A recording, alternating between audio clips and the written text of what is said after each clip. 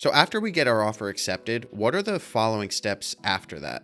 Offer accepted. Typically, there's an inspection, although there's a question mark there these days, but I would hope that we were getting an inspection. During the inspection period, generally speaking, the lawyers are going back and forth drafting a contract. With any luck, we've finished the inspection quick enough that the lawyers can finalize the contract, because normally they want the inspection to be complete first before they'll do that.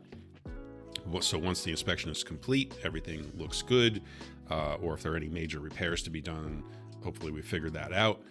Contract gets signed. Once the contract gets signed, that really kicks off the mortgage process. When the mortgage process starts to roll, there's not really a lot to do between the interaction of the buyer and the agent. We're sort of I would call it more of a watchdog at that point, trying to make sure all of the people are doing what they're supposed to do. The lawyers, the mortgage person, inspectors maybe, sellers, and sort of just being an oversight to the whole process. So I noticed we're referring to the offer being accepted and the contract being signed as different things. Yeah. How does that process work here? Generally speaking, so there are actually several different ways that the transactions process, depending on the town, and quite frankly, depending on the agent, where the agent comes from, the listing agent, and where that agent's office are. So there are several different variables. And so there are probably 3 different big picture ways that it gets done. But simply put, in the overwhelming majority of cases, an offer gets accepted, and two lawyers, yours and the seller's lawyer, has to draw the contract or agree on the contract writing, right?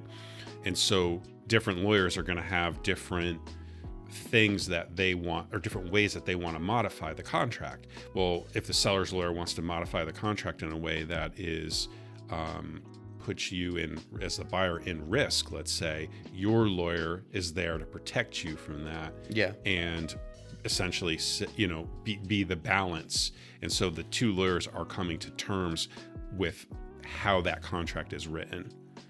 And once they agree on that, that's the finalized contract.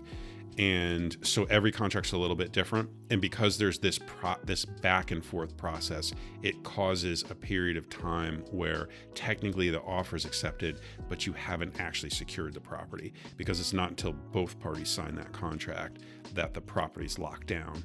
Usually what we're doing is inspections during that period.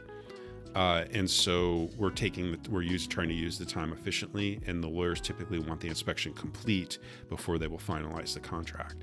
So we're typically trying to do the inspection really fast these days, get them done quick, find any big major issues with the property, and move quickly so the lawyers can finalize that contract as fast as possible. Yeah. So when the offer's been accepted, but there's been no contract signed, the home is still technically on the market? It's on the market, but it is somewhat secured. The answer to your question is yes.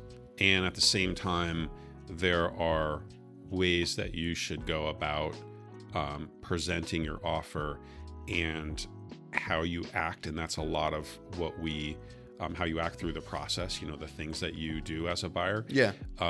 That's a lot of the coaching that I do with the clients to help them, be a buyer whom the seller, quite frankly, wants to stay with. That's really the key.